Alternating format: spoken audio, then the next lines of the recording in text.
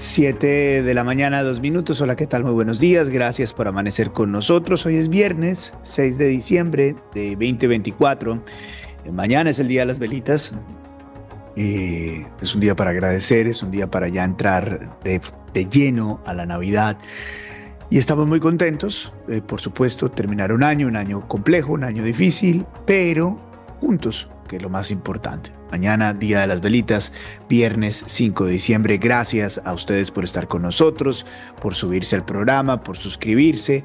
Hoy tenemos una entrevista muy interesante con uno de los senadores que la está descosiendo, la está sacando del estadio. Eso no se puede decir mucho de los servidores públicos, la verdad, pero este sí. Y está haciendo un trabajo muy bueno. Le están dando con todo, pero creo que es completamente proporcional el hecho de que le den a lo que está logrando. Es el senador J.P. Hernández. Vamos a hablar con él en instantes acá en nuestro programa, pero antes vamos a las noticias más destacadas del día. Hola, soy Luis Carlos Vélez y este es mi podcast.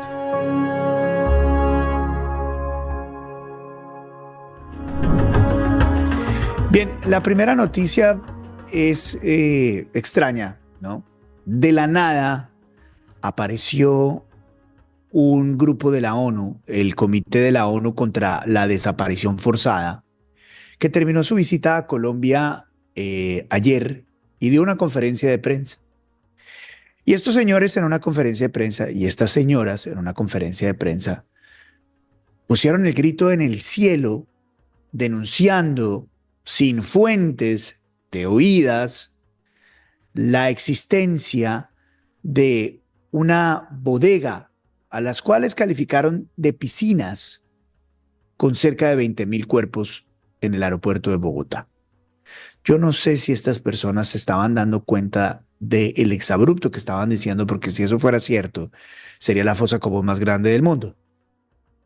Hablaban de 20,000 personas y lo dijeron sin sonrojarse. Unas señoras y unos señores burócratas que reciben informes, se reúnen con unos acá por allá, no contrastan, no tienen fotografías, pero de buenas a primeras hacen una rueda de prensa y botan tremenda bomba, que dicho sea de paso le hace muchísimo daño a Colombia, porque aparece en registros internacionales y a la misma vez demuestra que no todos, pero hay un grupo importante de ONGs que tienen ese remoquete de la ONU, que llevan años haciéndole daño a Colombia, motivados únicamente por la política y sin ningún tipo de contraste con la realidad. Esto fue lo que dijo la señora Carmen Rosavilla. Veamos. Como fue mencionado por varias personas, y abro comillas, los cementerios son tierra de nadie, dependen de la buena voluntad y creatividad del administrador y no hay registro real de los cuerpos. Cierro la cita. Como consecuencia, Colombia se encuentra con miles de cuerpos sin identificar en los suelos, subsuelos, pero también en bóvedas y en las llamadas piscinas que están en los cementerios. Según la información proporcionada a la delegación, también se encuentran alrededor de 20,000 cuerpos sin identificar en un hangar del aeropuerto de Bogotá. Frente a esta realidad, la multiplicidad de autoridades a cargo de la búsqueda e identificación plantea serios desafíos de coordinación. No tiene ninguna fuente, la señora no se sonroja, dice que en una bodega en Bogotá, en el aeropuerto, hay cuerpos sin identificar, no se sonroja, la señora burócrata, que en su misma declaración no proporciona una sola evidencia y es tomada por todos los medios internacionales porque tiene el apellido de ONU. De nuevo, no todos, pero sí, en la ONU y en las ONGs hay todo un ejército de ideologías que constantemente le hacen daño a Colombia. Después de esas declaraciones, la Procuraduría rauda en rápido accionar, va hasta el aeropuerto y, por supuesto, no encuentra nada. Veamos. Después de visitados los 27 hangares que hacen parte de la zona concesionada del Aeropuerto Internacional El Dorado, pudimos constatar que los mismos se encuentran dedicados a actividades netamente aeroportuarias, como lo son el embarque privado de pasajeros, la reparación de aeronaves y el almacenamiento de equipos dedicados a las operaciones en tierra. Por ahora eso es lo que les podemos informar del resultado de la visita. Nuestra Dirección de Investigaciones Especiales estará profiriendo un informe sobre el particular en los próximos días y pues emitirán los resultados una vez tengamos la evaluación de todas las respuestas y el resultado del informe de la visita. Creo que es muy importante que este comité contra la desaparición forzada de la ONU y la misma ONU le pidan excusas al pueblo colombiano. Y también al mismo tiempo sería bueno, porque es fácil de prever, que el gobierno del presidente Gustavo Petro no utilice este momento para seguir aumentando a un bulo que no tiene cómo comprobarse. Pero sí va a ser un papayazo político para que Gustavo Petro siga con eso, lo alimente, diga que es verdad, que lo han escondido durante años, trate de matizar la declaración, que es muy precisa, que habla de un hangar con 20.000 cuerpos no identificados en Bogotá, cosa que no existe. Lo que debería hacer la ONU, esta señora, la doctora Carmen Rosavilla, es ofrecerle excusas a Colombia, decir que estaba desinformada y de nuevo que el presidente Petro no lo utilice como un arma política de desinformación. Pero esto último creo que es bien difícil que no ocurra. 7-9, segunda noticia. En las últimas horas, en un foro de la revista Cambio, muy interesante, el expresidente Juan Manuel Santos criticó la paz total del gobierno Petro. Dijo, tiene pronóstico reservado. No es la primera vez que Juan Manuel Santos en las últimas semanas sale en defensa de su proceso de paz y al mismo tiempo critique las iniciativas de paz de la administración actual. Esto fue lo que dijo. Grupos se han fortalecido, han aprovechado ese cese al fuego para ejercer mayor control territorial, se han expandido en el territorio y una negociación también necesita zanahoria, por supuesto, y garrote. Ellos no han sentido el garrote, han sentido la zanahoria y se la han comido toda. O sea, pronóstico reservado. Pronóstico muy reservado. De pronto con los comuneros del sur allá en Nariño, que si uno los investiga, son traquetos, son negociantes de drogas y de la minería ilegal y que ejercen un control territorial, se dedicaron. La paz total. Entonces, el presidente Juan Manuel Santos critica vehementemente la paz total de Gustavo Petro y dice que su estrategia carece de fuerza armada, de trabajo de las autoridades, que solamente tiene beneficios para los alzados en armas y que solamente va a tener o va a funcionar con algunos traquetos al sur del país. Importantes declaraciones del expresidente Juan Manuel Santos. Tercera noticia. José Joaquín Urbano Martínez asumió en las últimas horas su cargo como integrante de la Sala Penal, magistrado, y lo hizo de manera inédita en una ceremonia donde no asistió el presidente de la República. Es la primera vez que un magistrado de un alto tribunal toma posesión ante esa corporación, no frente al mandatario. Y es que el mandatario, en lo corrido de su gobierno, llega tarde, desprecia a las cortes, no los mira a la cara, se pelea. Y este señor es el primero que, igual acogiendo a la ley y además mostrando una enorme independencia, se posesiona como nuevo integrante de la Sala Penal de la Corte Suprema de Justicia sin la presencia del presidente Gustavo Petro. Veamos. Es decir, me empeñaré en contribuir a la toma conjunta de decisiones con pretensión de corrección jurídica y de corrección moral y en hacerlo en plazos razonables.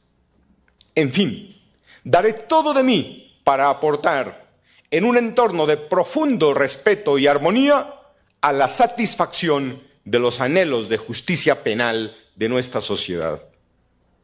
Y lo haré con la aspiración de poder contribuir a la consolidación de esta honorable Corte Suprema de Justicia como un baluarte para la protección de los derechos fundamentales y de la democracia colombiana. Valiente, muy valiente, José Joaquín Urbano. Seguramente sabremos de él y de su acto de independencia. Eso es diciendo y haciendo. Muy bien. Vamos a la entrevista, 7:13. Este podcast es una presentación especial de IES. Imagina lo extraordinario, tecnología e innovación que protege su hogar. www.ieswindows.com. Ingrese a www.ieswindows.com.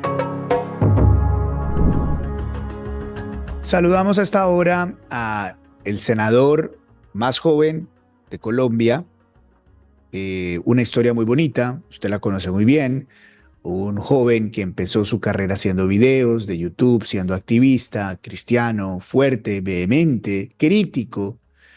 Usted a veces puede no estar de acuerdo con él, pero no lo puede ignorar, porque es un hombre valiente, es un hombre que se ha parado y muchas veces solo para discutir, presentar, debatir sin miedo y de frente sus ideas y sus posturas. Estoy hablando del senador J. Hernández. Senador, gracias por acompañarnos. Buenos días. Buenos días, Luis Carlos. Me alegra mucho saludarlo.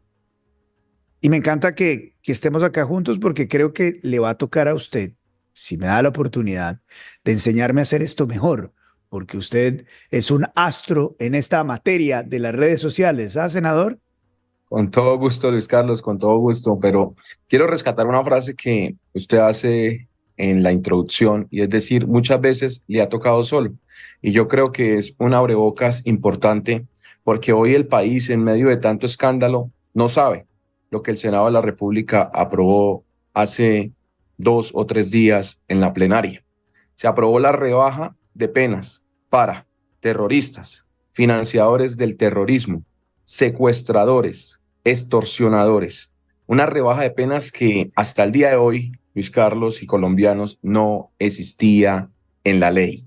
Una rebaja de penas que todo el Congreso, todo el Senado, izquierda, centro, derecha, se unieron todos para votarla de manera positiva, excepto un senador que durante todo el debate estuvo pasando proposiciones de eliminación, proposiciones de modificación, dándose la lucha para que no fuese aprobada esa rebaja de penas, porque bastante beneficios que le han dado a los bandidos y a los delincuentes en este mal gobierno de Gustavo Petro, para que nosotros como senadores vengamos a entregarle una rebaja de penas a nada más y nada menos que a quienes han tenido a este país sometido: los terroristas, los secuestradores, los extorsionadores, los financiadores del terrorismo.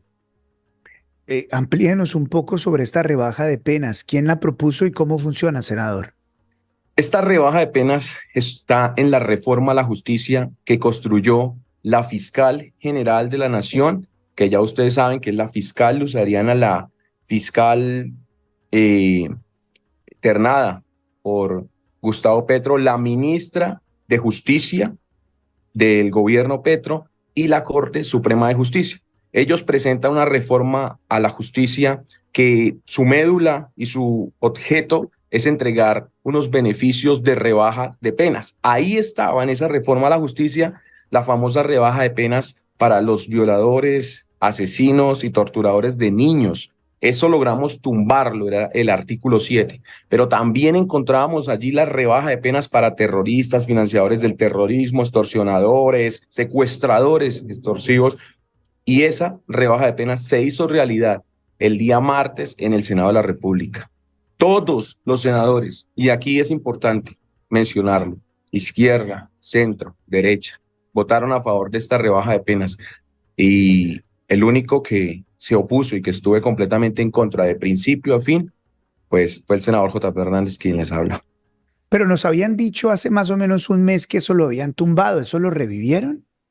Habíamos tumbado el artículo que le da la rebaja de penas a los violadores y asesinos de niños. Eso logramos que no fuera Lo dije en la plenaria, bendito sea Dios, porque hoy la reforma a la justicia está pasando aquí como entró en tubo. Bendito sea Dios, sacamos eso logramos sacarlo de la ponencia, pero se mantuvo una rebaja de penas bastante lamentable, porque Colombia es reconocida en el mundo por haber sido un país víctima y seguir siendo un país víctima del terrorismo, del secuestro, de la extorsión. Bueno, pues lo que antes no estaba en la ley, ahora lo está gracias al Senado de la República y a la propuesta que vino de estas tres instituciones de la rama judicial.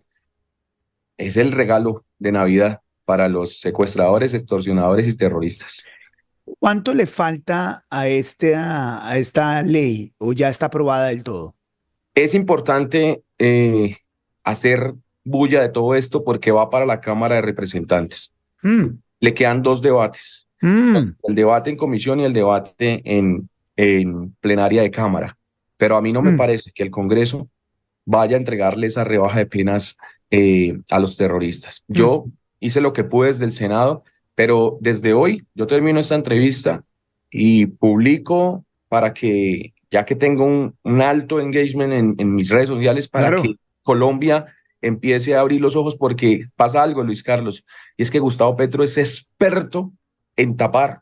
Si en algo es bueno ese señor, es en sacar cortinas de humo para tapar las cosas grandes. Entonces ayer todo el país distraído con que la bandera del M-19, que este señor ya tiene como costumbre explicarla como si fuera la de Colombia, mientras le están entregando rebaja de penas a terroristas, secuestradores, extorsionadores y financiadores del terrorismo. Entonces, nada, arrancar y a publicarlo. Venga, senador, en efectos prácticos, ¿de cuánto a cuánto se pasa? ¿Hay algún dato de eso específico que usted tenga en mente? Sí, hay un dato claro, y es que les van a dar hasta la mitad de la rebaja de penas en unos artículos previstos de la ley. Esos artículos nosotros los vamos a estar compartiendo. En sí, el presidente en la Corte Suprema hablaba de un 25% que podrían llegar a obtener estos terroristas, extorsionadores y secuestradores. ¿Por qué cree usted, senador, que hoy los medios nadie habla de esto? O sea, estamos hablando de esto solamente usted y yo. ¿Por qué nadie habla de esto? Porque el país está lleno de escándalos, Luis Carlos, porque usted acaba de presentar 3 noticias que son bastante repudiables, escandalosas, porque está pasando de todo en Colombia y al mismo tiempo no pasa nada. Lo único que estamos viendo es que estamos en el día a día viendo cómo nuestro país se va desboronando entre corruptos, entre asesinos, entre terroristas que se tomaron el poder. Mire esto, Luis Carlos. Fui yo el que le hice la moción de censura al ministro de Defensa, a Iván Velázquez, a principio de este año.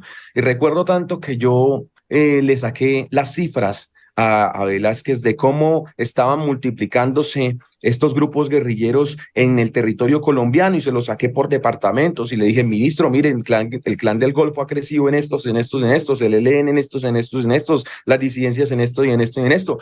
Ministro, esos diálogos no sirven para nada, se están tomando el territorio y se están multiplicando. Este señor se paró allí y recuerdo tanto que dijo: usted es un mentiroso. Y empezaron todos, los de la izquierda, que sí, apoyarlo.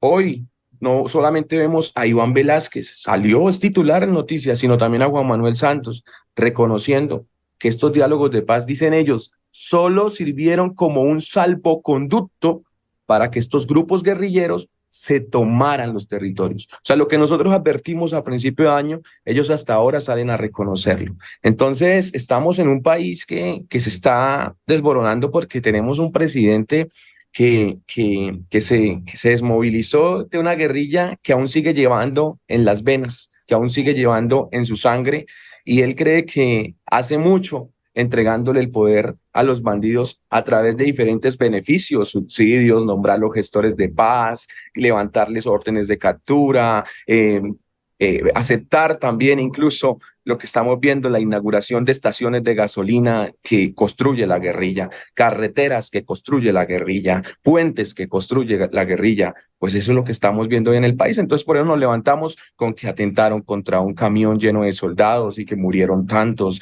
atentaron contra una patrulla de la policía, desplazaron a diferentes comunidades. Y aparte, como si fuera poco, todo el tema de inseguridad, se robaron tanta plata de la UNGRD, que se perdió esto en el Ministerio de Hacienda. Es grave, eso es lo que estamos viendo. Por eso Colombia ya no sabe ni qué escuchar ni de qué hablar. Usted, con estos dos ejemplos, con esto tan grave que nos cuenta hoy que ha sido aprobado en el Senado la rebaja de penas para terroristas, que es gravísimo, con esta visión que tuvo en su momento sobre el incremento de los grupos ilegales, también lo ha puesto en práctica en las últimas semanas con el caso del doctor Bonilla, que finalmente termina saliendo. Y usted fue uno de esos senadores que pidió la cabeza de Bonilla, habló sobre Bonilla, contó todo lo de la UNGRD y otra vez solo atacado, insultado en redes sociales y en el legislativo. Luis Carlos, le voy a contar algo personal para que se vuelva incluso más amena de lo que ya es esta entrevista. Mire, Luis Carlos, para uno poder presentar una moción de censura, que para los colombianos que no lo saben, una moción de censura es remover del cargo a un ministro. Para uno poder presentarla necesita recoger 15 firmas de senadores. Sí. Y la moción no es aceptada si no tiene los argumentos necesarios. Entonces uno presenta una documentación y en esa documentación uno le dice a la mesa directiva del Senado: quiero remover del cargo a este señor por esto y esto y esto. Si ellos ven que tiene méritos para ser removido, entonces aceptan la moción. A mí me la firmaron 15. Yo estaba muy contento. Y yo dije, esta moción de censura tiene que prosperar porque es que este señor está siendo señalado de corrupción y maneja la plata. O sea, prácticamente como dice el dicho, el ratón cuidando el queso. Sí, claro. Entonces, llega el día de la moción de censura y cuando yo me paro en el atril por ser el que radicó la moción, cuando me paro en el atril para iniciar, me quedo mirando cómo se empiezan a parar todos los senadores de la oposición y se van. Todos. Y yo veo que se empieza a quedar vacío toda la parte de la oposición y quedo solo.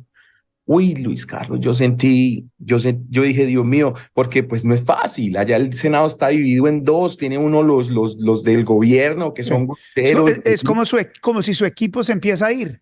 Quedé solo, pero es que literal. Entonces se pararon todos, se fueron y yo me quedé mirando y mi equipo me empieza a mirar y me dice, se están yendo. Y yo les dije, me tocó frentear solo. Entonces, te voy a contar algo todavía más personal. Yo le dije a mi productor, voy a bajarle porque me toca solo y sé que me van a acabar aquí entre todos. Resulta que cuando yo empiezo a la moción de censura solo, yo decidí no bajarle, Luis Carlos. Yo decidí mostrar los datos como eran y le hablé a este señor de toda la corrupción que lo estaban señalando, los chats, lo que su asesora, María Alejandra Benavides, se la mencioné, estaba involucrada. Final, pasa lo mismo que el ministro de Defensa. Se sube Ricardo Bonilla y se sube a tratar de estigmatizarme con que senador youtuber, y bueno, eso finalmente después le salió al revés, y a decir que todo era mentira, que María Alejandra Benavides era un homónimo, que era otra María Alejandra de la que estaban hablando los medios que se dedicaban a chismes de prensa. Todo, Luis Carlos, todo resultó ser cierto. Y esa María Alejandra Benavides que yo le mencioné en esas actuaciones que hoy aparecen reales, confesadas por ella misma, esa María Alejandra, su mano derecha es hoy la que lo señala ante la fiscalía. Pero bueno, es otro de los ejemplos donde me tocó solo. Venga, senador, ¿y por qué cree que lo dejan solo? Porque, ojo, esto tiene fondo. Usted, valiente, investigador, juicioso, va y se presenta. Tiene argumentos para una moción de censura. Y quienes lo deberían acompañar se esconden, se van y lo abandonan. ¿Por qué cree que lo dejan solo? ¿Por qué cree que esa oposición en el legislativo no tiene lo que a usted le sobra que son los pantalones bien puestos? Le tengo dos respuestas verídicas. La primera respecto a la reforma a la justicia, donde uno de sus autores era la Corte Suprema de Justicia. Ellos son nuestros jueces. A mí me han denunciado ante la Corte varias veces. Yo no tengo miedo, porque es que yo hice una promesa, entrar con las manos limpias, salir con las manos limpias. Entonces ninguna de esas denuncias ha prosperado y a mí no me da temor. Y lo dije, yo me paré en la plenaria porque Inti Asprilla, izquierdista, petrista, se paró y trató de ponerme como a la Corte Suprema en contra. Entonces dijo ahí en la plenaria, el senador JP está queriendo decir que es que la Corte es aliada o quiere ayudar a los terroristas. Claro, esto es gravísimo, la Corte es nuestro juez.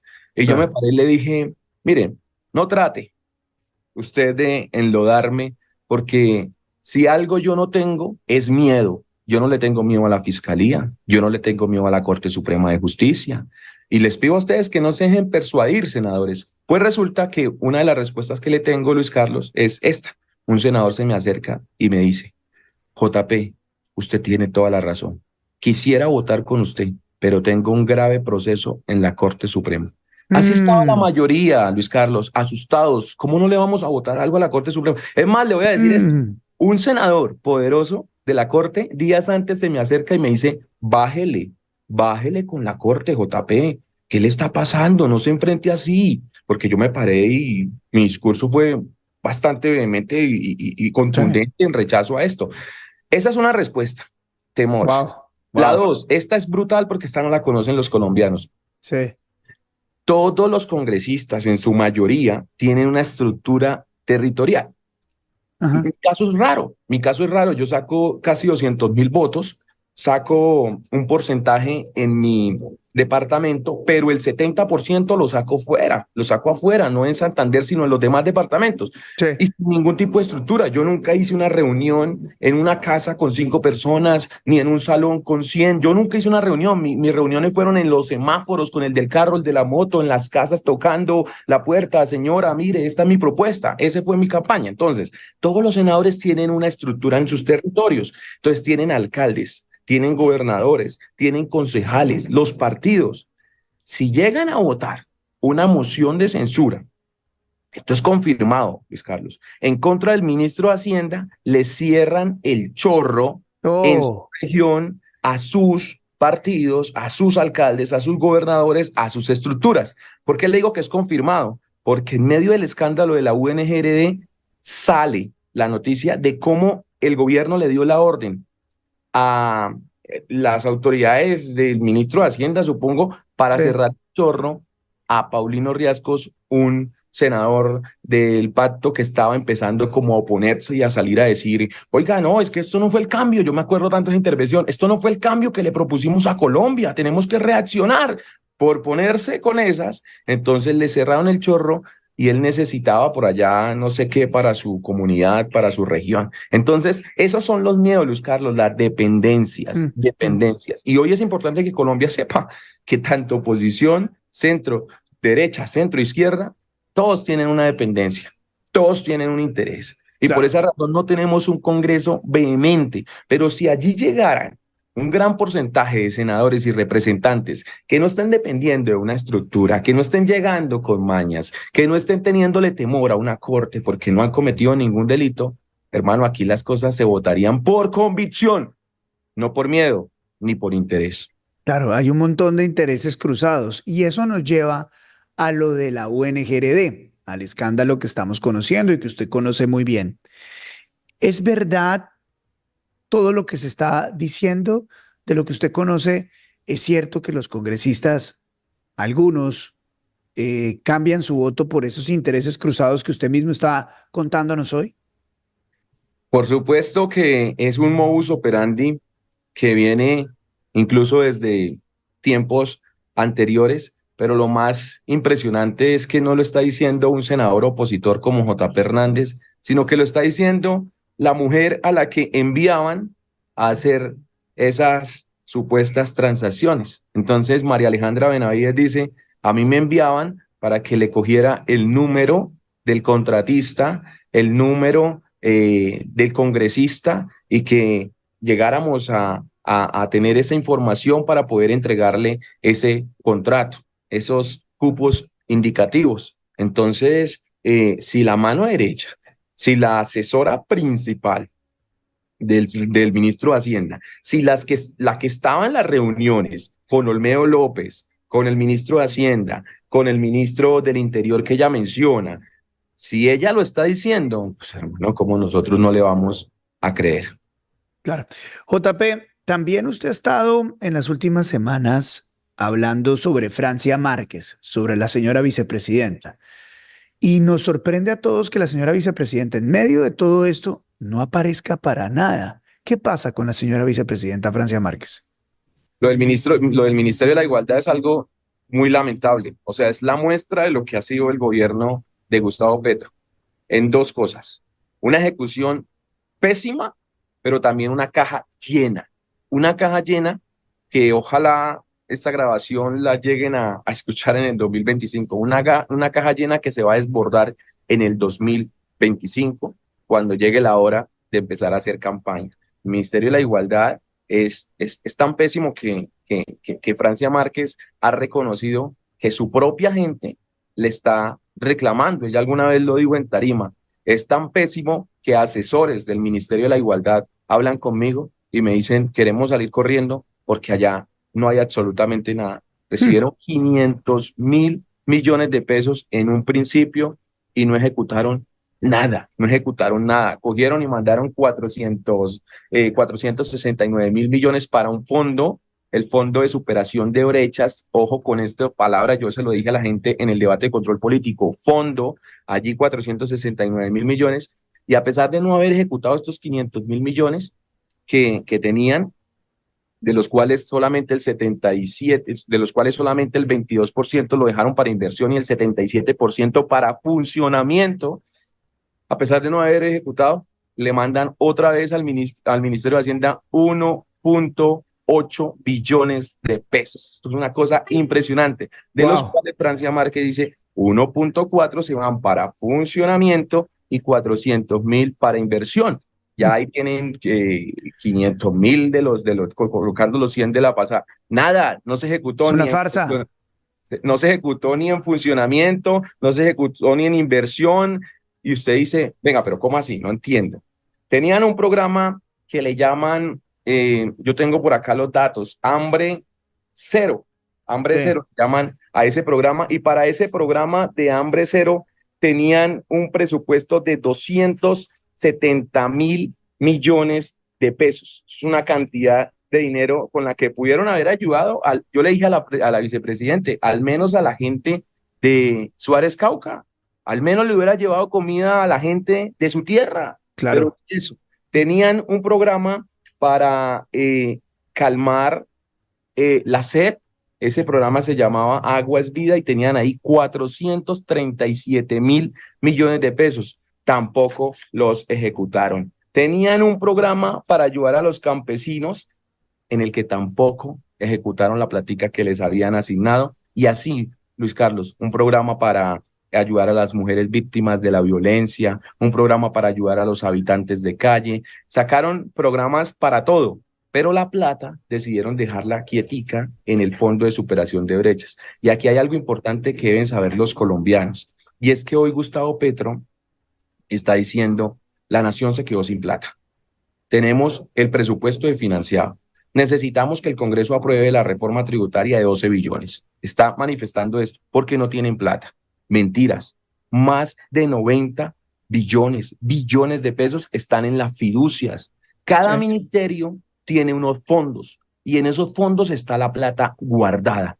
Entonces, ellos lo que pasa es que son un saco roto con una boca insaciable que están tratando de acaparar lo que más pueden para tener una caja, pero impresionantemente amplia para el 2025. Porque usted que sabe mucho de la historia de la política, Luis Carlos, sabe que en Venezuela lo que le funcionó a Hugo Chávez en su primer periodo para la campaña del segundo fue desbordarse en entregar. Así es. Entonces decía, así es. El que no les gusta, Javier Milei, decía, necesidades infinitas con recursos finitos. Entonces ellos se encargaron de crear cualquier tipo de necesidades Así es. para después entregar dinero a lo que marca. Entonces en el 2025 lo que vamos a ver es cómo van a empezar a entregar subsidios, y aquí yo voy a hacer una campaña, Luis Carlos, yo voy a hacer una campaña importante para que la gente sepa que cuando el cajero te bota tu plata, tú no tienes por qué aplaudirle. Entonces, el hecho de que te estén entregando subsidios no quiere decir que te estén regalando algo, porque esa plata es tuya, colombiano. La pagaste con tus impuestos y no tienes por qué estar vendiendo el voto o votando por alguien porque te está dando un subsidio. Hay que votar con conciencia y con corazón. Es cierto, senador, usted tiene toda la razón. Esa es la maquinaria y eso es lo que ha funcionado para los gobiernos populistas de América Latina en décadas, y es dejar la utilización de dineros para el final, la acumulación de dineros para el final. Todos pensamos que este gobierno tiene unos inútiles en términos de ejecución de gasto, pero la realidad es que es una combinación de dos cosas, de que no sean útiles, que son inútiles, inutilidad de algunos funcionarios por su desconocimiento del funcionamiento del Estado, pero al mismo tiempo como una estrategia para acumulación de recursos y la compra de votos a través de subsidios y programas sociales durante los últimos años de gobierno o el último, para hacerle creer a la gente que las cosas están bien. En ese marco, senador, ¿cómo ve usted que se está moviendo la oposición? ¿Si tienen o si hay alguien o si hay manera de encontrar un rival para Gustavo Petro y su equipo? Bueno, complicado porque yo lo dije en un video que publiqué y que fue bastante visto. Yo decía, ¿por qué razón Gustavo Petro puede llegar a reelegirse, así sea en cuerpo ajeno, en el 2026? Este es un país que se le olvida rápido las cosas. Aquí hoy puede pasar algo terrible, pero si mañana juega la selección Colombia, quien yo amo y apoyo, pero si mañana juega la selección, aquí a todo el mundo se le olvida lo que pasó ayer. Sí. Son estratégicos. Lo que ellos están haciendo es una estrategia que les ha funcionado en Latinoamérica y en otros lugares del mundo. ¿Qué van a hacer? A tenerle en la mente a la gente esa ayuda que le van a entregar a última hora. Pero también la fuerza de las armas.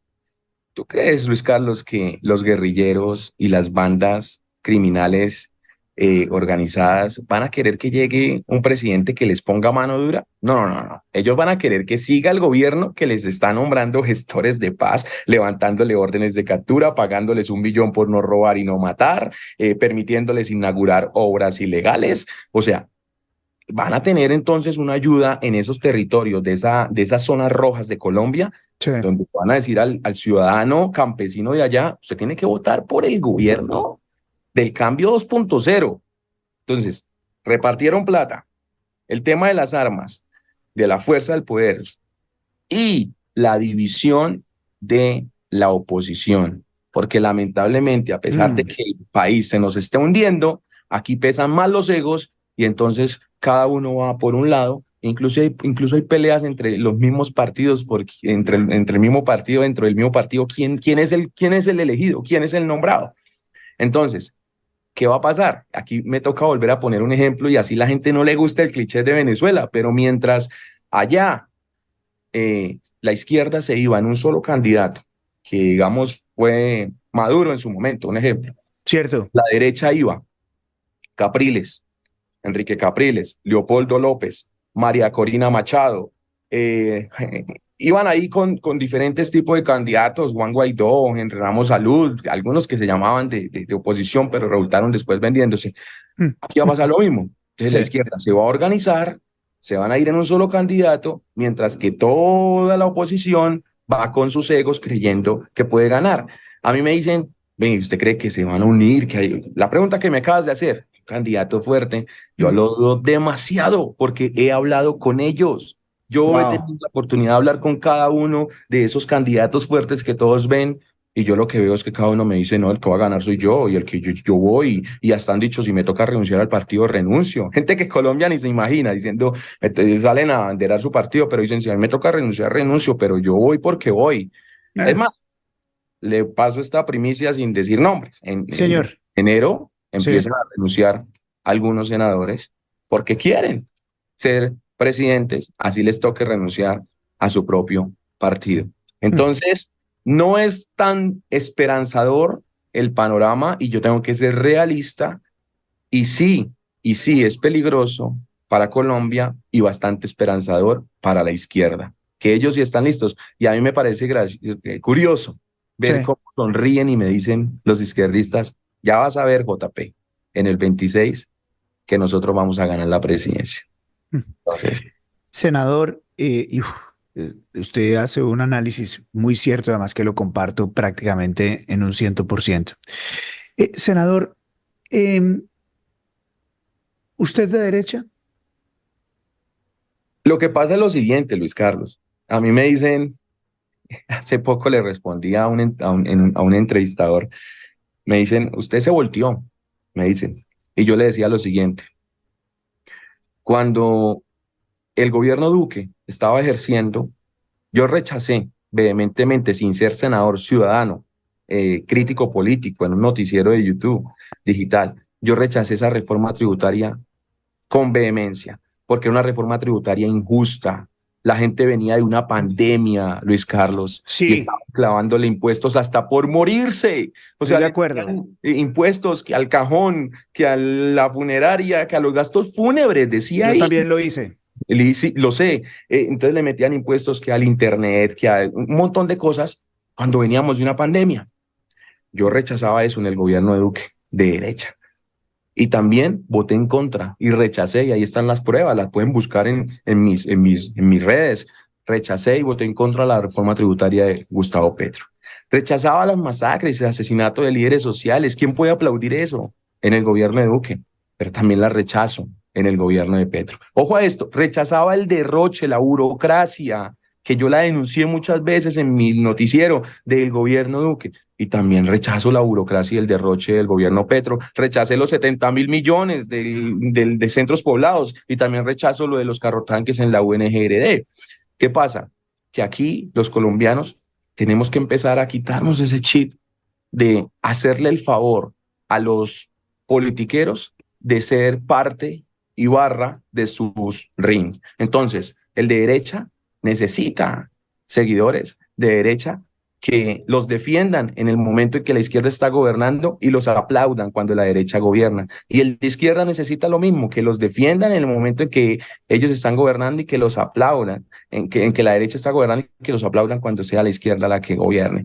Aquí el colombiano debería saber que este país es de todos y que sin importar de qué orilla política sea el gobierno que esté ejerciendo o los ciudadanos, todos unidos defendamos los recursos de la nación, la soberanía de nuestra nación, la seguridad, nuestro sistema pensional, nuestro sistema de salud, nuestro sistema de educación. Es importante que nos saquemos ese chip de si es uribista o es petrista, es de izquierda, de derecha. Por esa razón yo me considero, Luis Carlos, colombiano que necesita algún día poder ver de verdad un Sí. gobierno que vele no por intereses de politiqueros y de contratistas, sino por intereses de los que sostienen este país, que son los colombianos. Senador, la verdad que usted hace una radiografía extraordinaria sobre lo que está pasando en Colombia. Sí, le agradezco mucho sus felicitaciones. Luis Carlos, le voy a contar una cosa. Resulta que hace poco un partido que apoyó esa rebaja de penas a los terroristas me estuvo buscando a través de varios senadores para que apoyara a su candidato a la presidencia. Y ellos me dicen, JP, es que hicimos una encuesta y usted en varios departamentos es inderrotable. O sea, usted al que le ponga el dedo, le pone una cantidad de votos según la encuesta que nosotros hicimos. Entonces, yo le contaba a una persona del Congreso y esta persona me decía, JP, ¿usted por qué no aprovecha? Láncese y si no pasa, si no gana la presidencia, usted fijo agarra un ministerio. Y si usted agarra ese ministerio, usted ahí lo que va a tener es, o sea, lo normal de la politiquería. Y yo llegué y le dije, no, no me interesa. Me preocupa más dejar esta silla vacía porque prácticamente soy el único que en este momento estoy gritando y estoy oponiéndome de verdad de manera vehemente, incondicional, contundente, innegociable, incorruptible. Y entonces me dice esta persona, JP, me hace una pregunta. ¿Usted qué quiere? Entonces, ¿usted qué es lo que quiere en la vida? Entonces, ¿usted finalmente con qué se va a quedar? Era la pregunta. O sea, a veces parece increíble. Y yo le decía, lo que yo quiero es cumplir este paso por la política, demostrando que sí se puede hacer una política sin necesidad de ensuciarse las manos, sin necesidad de venderse y sin necesidad de traicionar a los electores. Mire, Luis Carlos, el ladrón de la calle, yo lo considero menos que el ladrón del Congreso, porque el de la calle le roba a una persona su celular. Para mí, debe también recibir su castigo, su condena, su cárcel, pero el de la calle le roba a una persona el celular.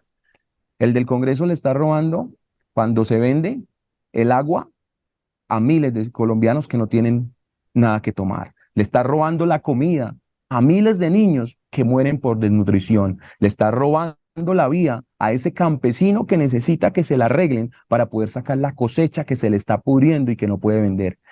El ladrón del Congreso está robando a millones de colombianos y comete doble delito, porque no solamente roba a esos colombianos, sino que traiciona la confianza que le dieron a través de un voto. Y yo no pienso ser parte de eso. Y hasta el final aquí vamos a estar, Luis Carlos, defendiendo nuestro país con las manos limpias y haciendo una política diferente y que ojalá cada día sean más. Felicitaciones, JP. Le mando un abrazo enorme y reitero la bondad, y la honestidad y la contundencia de su trabajo. Gracias por darnos unos minutos. Es usted muy amable, muy gentil. Gracias, y déjeme decirle una cosa. Esto es una anécdota porque también quiero expresarle mi admiración. Hace poco iba para el Congreso en la camioneta escuchando la FM. Bueno, hace varias semanas. Y lo escuché. Y usted se pegó una despachada contra esta politiquería, el sistema. Recuerdo que habló del gobierno anterior, yo sé que usted se acuerda de cuál le hablo, porque al final usted llegó y dijo, y les pido disculpas, colombianos, pero tenía que sacarme esto de adentro. Luis Carlos, me dio esperanza, me sentí acompañado, dije, qué genial. O sea, no solo allá estamos peleando, sino en los medios también hay gente que se atreve a decir las cosas como son. Y hermano, toda mi admiración y de corazón le deseo que Dios lo bendiga, que Dios lo guarde, que Dios le abra portones de bendición y que se lo siga abriendo, porque Dios a ustedes lo ha llevado por caminos de victoria y de bendición, y esos son mis deseos, que verdad, y que Colombia valore, comparta este trabajo que usted está haciendo, y entre todos pues seamos fuertes en el momento de la horrible noche, para que cuando por fin amanezca podamos decir, hicimos un trabajo fuerte para rescatar nuestro país, Colombia. Senador, muchas gracias. Es usted muy generoso. Llevo sus palabras en el corazón. Mucha fuerza, muy valiente y muchas gracias, senador. Que Dios lo bendiga. Gracias. A ustedes. Este podcast es presentado por Caribana, el único resort con campo de golf y sede de playa en la zona norte de Cartagena que es una realidad. En Caribana está la mejor opción para comprar vivienda, lotes para construir la casa de tus sueños y apartamentos para rentas cortas. Visita www.caribanacartagena.com o llama al 316-694-0621. 316-694-0621.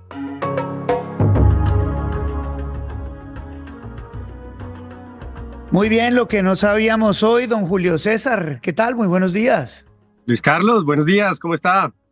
La energía del senador JP, pues uno puede estar de acuerdo o no estar de acuerdo. Yo estoy más de acuerdo con él que mucho. Es impresionante, ¿no? Es impresionante. Impresionante, sí, ¿no? Él tiene lo que usted dice, a veces uno no está de acuerdo con ciertos temas, pero tiene la berraquera, el perrenque, para no irse por medias tintas, sino decir sus opiniones, decirlas con valentía.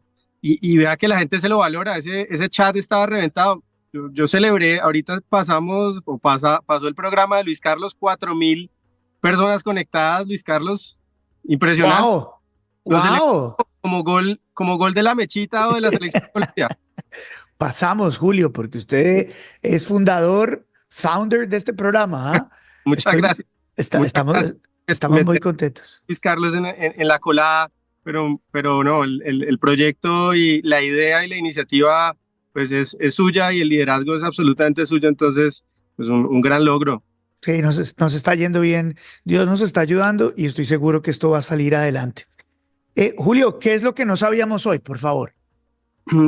Un gráfico que me pareció muy interesante lo publicó el Banco de Bogotá, el área de investigaciones económicas, que nos cuenta cuántos ministros de Hacienda han tenido los últimos gobiernos del país. Entonces, por ejemplo, el de Ernesto Samper tuvo 3 ministros de Hacienda, Pastrana tuvo 2, Uribe tuvo 2, Uribe segunda parte tuvo 1, Santos primera parte tuvo 1, Santos segunda parte tuvo 1 solamente, Duque tuvo 2 ministros de Hacienda, ¿se acuerda que tumbaron a Carrasquilla? Carrasquilla, ajá. Y llegó Restrepo, y bueno, ya Petro, faltando año y medio, ya tiene 3. Wow.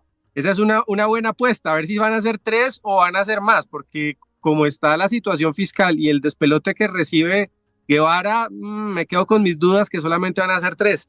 Pero una curiosidad, fíjese que José Antonio Campo ha sido ministro de Hacienda de los últimos gobiernos progresistas, el de Ernesto Samper, del 94 al 98, fue ministro de Hacienda y también ministro de Hacienda de Gustavo Petro. No sé si eso le queda bien o le queda mal en la hoja de vida al señor Ocampo. Y lo otro que es comparable es que este gobierno ha tenido tantos ministros de Hacienda como el gobierno de Samper, que fue un gobierno tétrico. ¿No? Y que nos dejó Luis Carlos con una crisis durísima, la crisis que generó la irresponsabilidad del gobierno progresista, aunque algunos lo nieguen, ¿no? En la izquierda no, el gobierno de Samper no fue progresista, no. Hay muchos paralelos más allá del número de ministros de Hacienda entre el gobierno de Samper, que hoy, por cierto, es un acérrimo defensor no solamente de Petro, sino de las dictaduras en América Latina, pero hay muchos paralelismos que podemos trazar entre Samper y el gobierno de Petro, Luis Carlos. Ese me lo va a tener que hacer la próxima semana, Julio. Julio, recortes en los subsidios. Esa es una noticia que ha pasado por debajo del radar también. Me quedo con una frase que le decía ahorita a JP, que es que en Colombia pasan tantas cosas todos los días, que es imposible que incluso asuntos muy graves como este que le voy a contar lleguen al mainstream de la opinión pública, como dirían los gringos, Luis Carlos. Sí. Se quedan por allá en la tercera página de los periódicos y en los titulares de los diarios, pero no saltan a la primera línea informativa. Fíjese que Gustavo Bolívar le dio una entrevista al diario El Tiempo, eso fue a mediados de noviembre, y él reconoce que el presupuesto de su entidad, que es el DPS, el Departamento de Prosperidad Social, lo van a recortar más o menos de 10 a 5 billones de pesos, para hablar de cifras redondas, es decir, se va a ir a la mitad el presupuesto del DPS. El DPS es el encargado, la gente está muy pendiente de esto, es el encargado de pagar Familias en Acción, Jóvenes en Acción, Renta Ciudadana, todos esos subsidios monetarios que entrega el Estado colombiano a millones de ciudadanos. Dice Bolívar que como estamos en dificultades fiscales, el año entrante ese presupuesto se va a ir a la mitad y como es obvio, pues buena parte de los beneficiarios de esos subsidios pues van a sufrir recortes o de tajo, lo reconoce el propio Bolívar en la entrevista, van a dejar de recibir estos subsidios que le menciono, entre otros, porque son varias líneas de subsidios. Entonces, creo que es una noticia gruesa, Luis Carlos, que no ha recibido suficiente atención, pero el año entrante, esas personas, muchas de ellas esperanzadas en recibir esa transferencia, pues se las van a quitar o a recortar. Dice Bolívar que sobre todo a las personas que están en condición de vulnerabilidad. Recordemos que en las clasificaciones de ingresos y digamos las tipologías de la pobreza, hay personas que están en pobreza extrema y otros que no están en pobreza extrema, pero que son personas también de escasos recursos, personas que las llaman vulnerables. Esos vulnerables, dice Bolívar, probablemente son los que no van a recibir subsidios. No estamos hablando de gente que tenga un buen empleo, ni mucho menos, de gente que está un poquito por encima de la línea casi de la indigencia, Luis Carlos. Entonces, eso hay que ponerlo en un contexto más grande y que me parece ahí sí gravísimo. ¿Usted se acuerda, Luis Carlos, que el gran gancho de la reforma pensional fue el pilar solidario? ¿Se acuerda? Sin duda, claro. Era, oiga, no, usted ya no, el ahorro que usted hace a pensión ya no va a ser suyo, sino que se va a ir a Colpensiones, donde no existen cuentas individuales, ya no puede elegir el régimen, pierde esa capacidad de elección, en fin, si está en Colpensiones, seguramente va a recibir un recorte futuro de esa mesada pensional cuando llegue la hora de pensionarse, pero todo eso vale la pena porque a los ancianos, adultos mayores, pobres del país, les va a llegar un subsidio que primero, ¿se acuerda usted también? Arrancó en 500.000 pesos y lo fueron peluqueando, terminó en 225.000 pesos. Pues a este momento, hoy nadie sabe cómo se va a pagar esa plata, porque para pagar esos 225.000 Claro. pesos, esa plata sale del DPS, de la entidad de Gustavo Bolívar. Y fíjese que pagar esos subsidios a partir del 1 de julio del año Sí. entrante, como promete la reforma pensional, cuesta 6 billones de pesos. Al gobierno le va a llegar una plata que viene de las cotizaciones de los propios trabajadores, no la paga el gobierno, pero aún así queda un saldo de 4 billones de pesos. Esos 4 billones de pesos, con el recorte que reconoce Gustavo Bolívar, sería como el 80% del presupuesto del DPS. ¿Y los otros subsidios qué?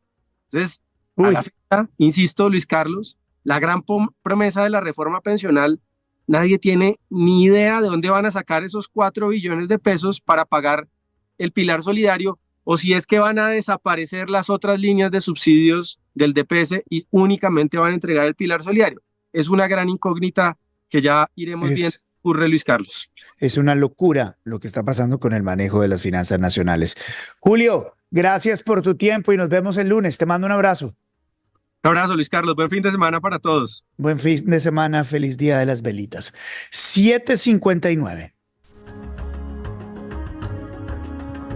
Wow, está pasando rapidísimo el programa 7:59. Estoy un poco atrasado, discúlpenme, señores televidentes y youtubers. Mi objetivo es no quitarles más de una hora, pero la entrevista con JP estaba muy buena y esto que nos estaba entregando Julio también es muy bueno.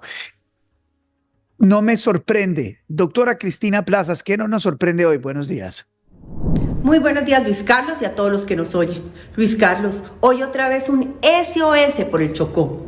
Mire, no me sorprende que Quibdó siga sin conectividad porque unos pocos lo impiden.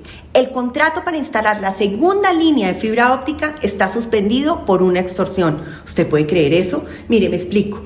Hay comunidades indígenas y afro que para permitir que este proyecto pase por su territorio imponen exigencias que son totalmente absurdas y abusivas.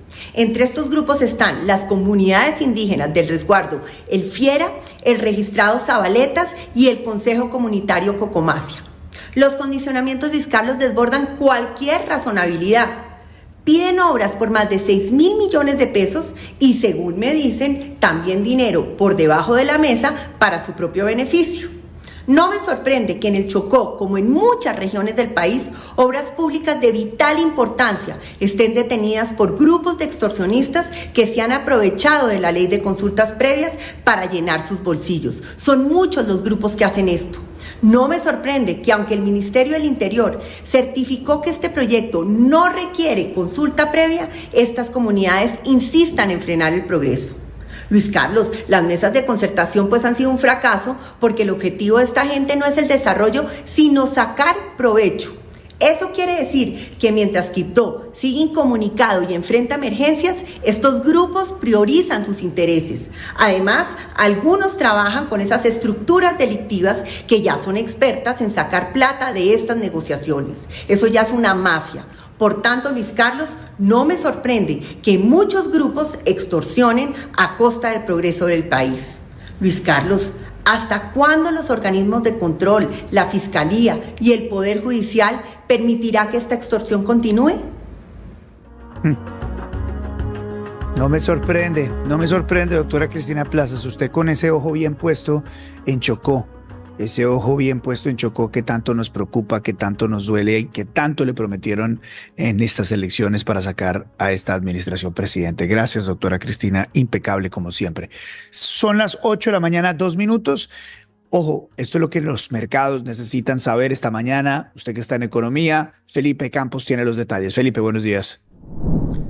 Hola Luis Carlos, muy buen día a todos. Llegamos a viernes y tuvimos un jueves intrascendente en los mercados financieros colombianos, lo cual es muy interesante porque intuitivamente algunos podían pensar que el dólar iba a subir mucho con el cambio del ministro, o de pronto mucha volatilidad en los mercados. De hecho, el dólar terminó cayendo, las acciones subiendo, muy en línea con los mercados regionales. Esto nos recuerda el mensaje que dimos ayer. Hay que balancear estas noticias que todo el mundo lleva hablando mucho tiempo, los inversionistas ya las conocen, ya le han descontado porque el dólar se subió bastante en octubre y noviembre, parte por riesgos fiscales y además porque los temas políticos también hemos generado callo ante ellos. Hay muchas noticias saliendo todo el tiempo, el mercado ya no les cree y solo está enfocado en qué va a pasar con las elecciones del 2026. Me quedo con el mensaje de cuáles son las noticias realmente importantes, las que nos pueden generar volatilidad en los activos colombianos. La primera y la que es local es cuándo va a hablar Standard & Poor's acerca de la calificación, cuándo nos va a decir si nos la va a dejar o nos la va a quitar. No hay calendario para eso, así que hay que esperar que pase el tema de la ley de financiamiento, el presupuesto del 2025 ya confirmado y ver si las calificadoras se animan a hablar, en este caso Standard & Poor's. Y las noticias que hablábamos esta semana, Luis Carlos, muy importante. El dato de empleo de Estados Unidos va a salir en unos minutos, de pronto eso suena muy lejano para nosotros, ¿cómo nos vamos a preocupar por el empleo gringo? Es muy importante que Estados Unidos no se reactive. Si se reactiva, se embolata la bajada de tasas de la Fed y le va a poner un problema a la bajada de tasas del Banco de la República, como sucedió este año. Y la otra noticia es ahorita en la tarde, la inflación colombiana. Recuerden que en noviembre la inflación va a bajar mucho, de 5.41 al 5.15, es la expectativa de los analistas, y después de pronto al 5. Es muy importante que nos acerquemos al 5 porque nos va a ayudar a las discusiones de salario mínimo, de pronto anclar un poquito ese número, y porque nos va a dar el entorno para la reducción de tasas del Banco de la República que se acelere el próximo año. Felipe, muchas gracias. Felipe Campos. Vamos a estar muy pendientes del dato de empleo en los Estados Unidos. Lo importante del empleo en Estados Unidos, como Felipe lo dice, es que da señales sobre lo que pueda o no pueda hacer la Reserva Federal en su próximo movimiento. Ha venido bajando las tasas de interés la Reserva Federal en los Estados Unidos, pero si el reporte de empleo en la Unión Americana resulta mostrar fortaleza en el empleo estadounidense, entonces eso de alguna manera envía señales al Banco de la República o a la Reserva Federal, mejor, de que no puede seguir bajando sus tasas de interés y que por lo tanto las tiene que mantener o incluso subir por presiones inflacionarias. Y si las tasas de interés en Estados Unidos se mueven, por supuesto, eso tiene implicaciones grandes en Colombia. 8-5, se ha movido mucho el fútbol nacional en las últimas horas, partidos, goles, polémicas. El profe Carlos Antonio Vélez. Profe, ¿qué tal? Buenos días. Hola, buen día. Nos queda una fecha de la Liga Colombiana y esto se ajustó. Anoche Independiente Santa Fe sacó del baúl todo lo que le había marcado como uno de los mejores equipos del campeonato pasado y volvió a ser durante largo rato el cuadro con autoridad, el que generaba situaciones de riesgo, el que se ponía seguro en el fondo y le aguó la fiesta a Millonarios. Todos, estoy absolutamente seguro, los cercanos al equipo albiazul daban esto como un hecho, que Millonarios iba a volverle a ganar el clásico a Santa Fe, porque venía siendo una costumbre, venía siendo un hecho reiterado, y empezó ganando Millonarios, y lo estaba haciendo bien, pero después aparece ese envión de Santa Fe, la recuperación del cuadro rojo, y mató la expectativa, la vana ilusión y eso que tenían en la cabeza los seguidores azules. Pues les aguaron la fiesta. Ahora corresponde irle a ganar al Deportivo Pasto allá. Nacional hizo lo suyo, sin brillar, sin que le sobrara nada, le ganó 2-1 en Itagüí al Deportivo Pasto. Entonces, ¿cómo está la cosa? Millonarios tiene que ganar. No puede esperar, ¿no?, ir a empatar y a ver qué pasa con Atlético Nacional. No, tiene que ir a ganar. Es la única. Llega apenas con un punto de diferencia el cuadro azul con relación a su rival. Ahora, tiene que mejorar el juego. Ayer 20 minutos sublimes. El resto, comunes y corrientes. 8 de la mañana, 7 minutos. Profe, muchas gracias. Una fecha del fútbol nacional colombiano. Por supuesto, el análisis con el profe Carlos Antonio Vélez. Profe, gracias. 8-7. Es hora del editorial. La bandera de Colombia es una sola y se debe respetar. La bandera de Colombia es la bandera de Colombia y se debe respetar. La bandera de Colombia no es la bandera de Palestina. La bandera de Colombia no es la bandera del M-19. La bandera de Colombia no es la bandera de las FARC. La bandera de Colombia es la bandera de Colombia y esa se debe respetar. Y el presidente Gustavo Petro, le guste o no le guste, tiene que respetar la bandera de nuestra nación, que solamente es una. Y fue bochornoso lo que vivimos en las últimas horas los colombianos en tierra uruguaya, cuando la delegación del presidente Gustavo Petro fue a hablar con Pepe Mujica e intentó el mandatario desplegar un pabellón que no corresponde al que nos marca a todos los colombianos. Fue bochornoso, fue triste, fue lamentable. Veamos las imágenes.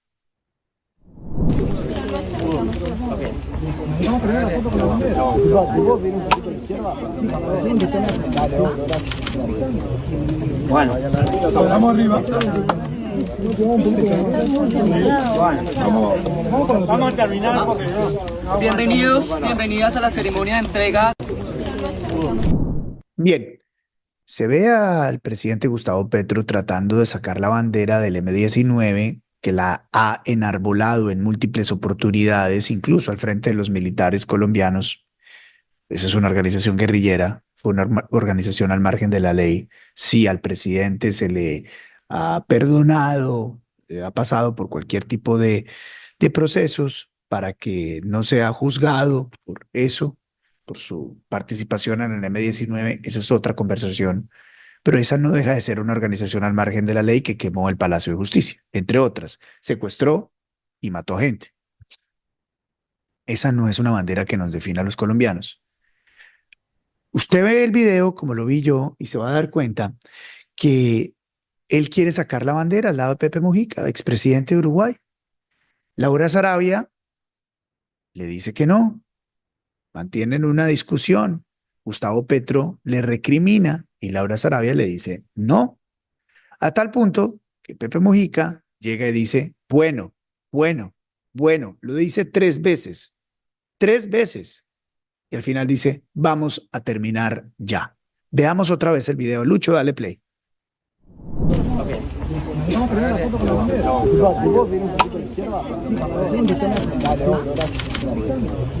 Bueno, vamos arriba. Vamos a terminar porque no. Bienvenidos, bienvenidas a la ceremonia de entrega. Bueno, vamos para arriba, pega un bastonazo, bueno, vamos a terminar ya. Qué oso, qué vergüenza. Nuestra bandera es solamente una: amarillo, azul y rojo. Esa es la única bandera de nuestro país. Amarillo, la unión de los pueblos. La unión de los pueblos. Todos aquellos que conforman nuestro país. Azul, pongámosla de nuevo, los mares de nuestra nación. Y rojo, nuestra bandera, en la parte rojo de nuestro pabellón nacional, es la sangre que derramaron los patriotas y la sangre de todos los que pelearon por la libertad de nuestro país frente a los tiranos, a los diferentes tiranos que hemos tenido, aquellos que nos tenían desde el yugo de la conquista, no respetaban a quienes estábamos en Colombia. Claro, en Colombia somos una mezcla de todo y no nos vamos a poner a pelear, pero la libertad que disfrutamos ahora como una nación democrática no fue producto de una casualidad. Fue producto de una batalla, de una guerra de las personas que nos hicieron libres e independientes en Colombia. Esa bandera vale todo, vale todo. Y la hemos minimizado en el fútbol o en los deportes que tanto nos gusta, tanto queremos y tantas alegrías nos da. Pero esa bandera define todo lo que somos los colombianos, que nos debería unir, que debería ondear libremente sin tener miedo a ser reemplazada por cualquier otra bandera. Los colombianos nos define todo lo anterior que les acabo de decir y que está expresado en ese símbolo excelso, símbolo patrio colombiano. No merece que la reemplace nadie con nada. Y de la misma manera que aquellos que murieron y que representan ese rojo, vale la pena que todos la defendamos, incluso hasta la muerte. No podemos dejar que nuestra bandera, amarilla, azul y roja, sea reemplazada por cualquier otra bandera, y mucho menos la de una organización guerrillera. A ustedes muchas gracias por acompañarnos, que tengan un feliz fin de semana, un gran día de las velitas. Dios los bendiga. Yo soy Luis Carlos Vélez, gracias por acompañarnos y recuerde, todo va a estar bien. Gracias. Chao.